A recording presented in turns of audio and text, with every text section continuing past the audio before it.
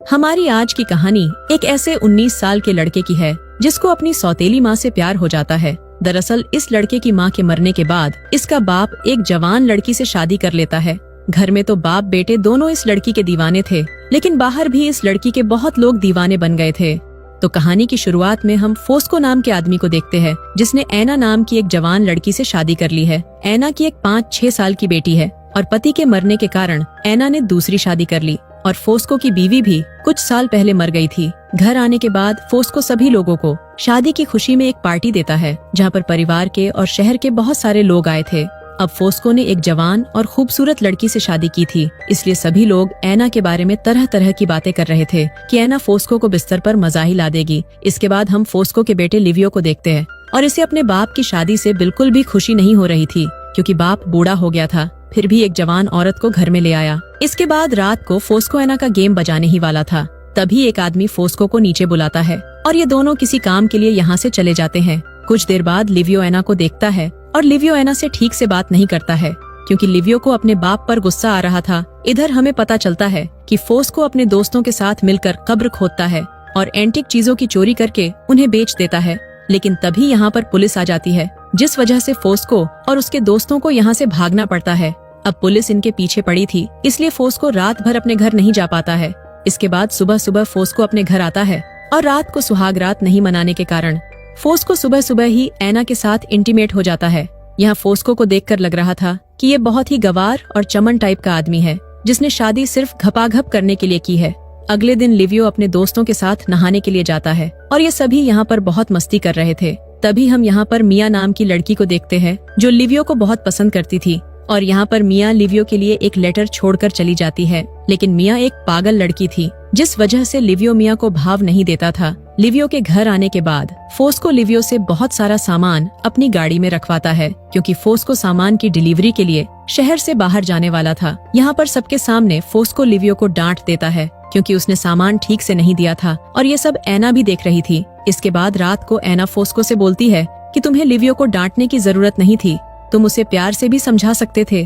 तो फोस्को बोलता है कि तुम्हें लिवियो की तरफदारी करने की कोई जरूरत नहीं है। इसके बाद फोस्को ऐना के साथ इंटीमेट होने की कोशिश करता है, लेकिन आज ऐना का बिल्कुल भी देने का मूड नहीं था। अगले दिन फोस्को अपनी गाड़ी लेकर यहाँ से निकल जाता है और अब ऐना घर पर अकेली थी। कुछ देर बाद जब ऐना किचन में काम कर रही थी, तब लिवियो ऐना के पास आता है और अब लिवियो ऐना से अच्छे से बात कर रहा था। कुछ देर बाद हम देखते हैं कि लिवियो ऐना की बेटी के साथ मस्ती कर रहा था। तभी यहाँ पर ऐना आ जाती है और अपनी बेटी को अपने रूम में जाने को बोलती है। तो ऐना की बेटी बोलती है, लिवियो मुझे मिक्की माउस की कहानी सुना रहा है।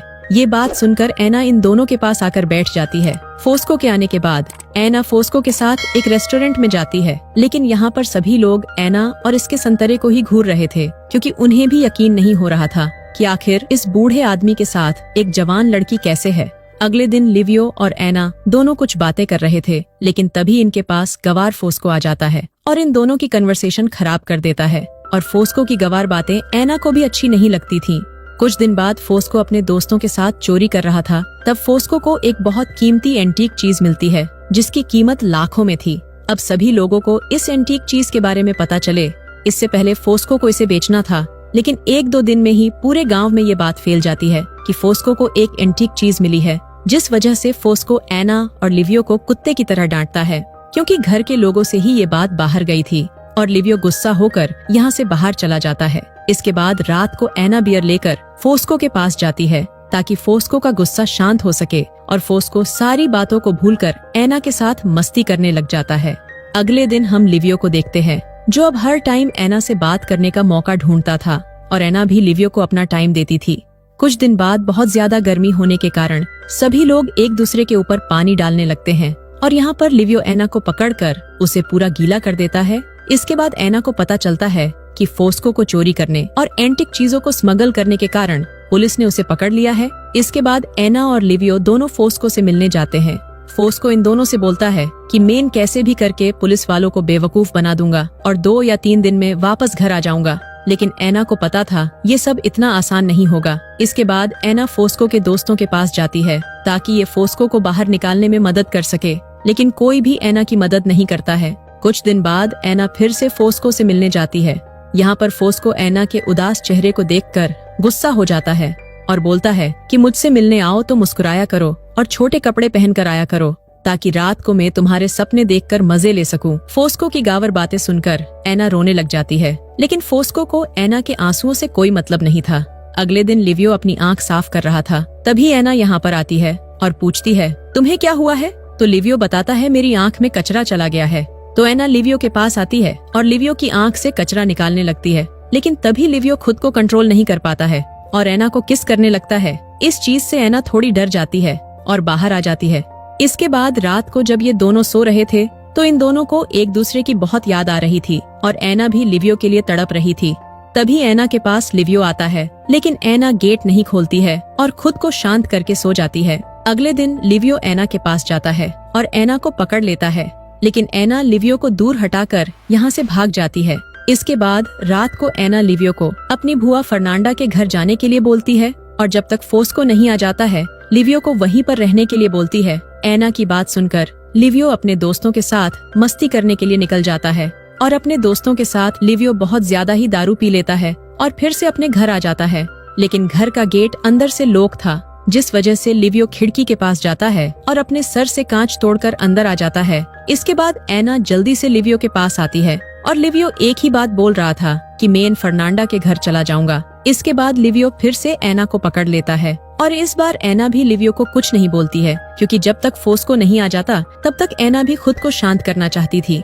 अगले दिन जब एना किचन में काम कर रही थी तब लिवियो फिर से एना को पकड़ लेता है और अब ये दोनों एक दूसरे से प्यार भी करने लगे थे। तभी इनको किसी की आवाज सुनाई देती है और जब लिवियो स्टोर रूम में देखता है तो यहाँ पर मिया छुपी हुई थी और लिवियो समझ जाता है कि मिया ने पूरा कार्यक्रम देख लिया है।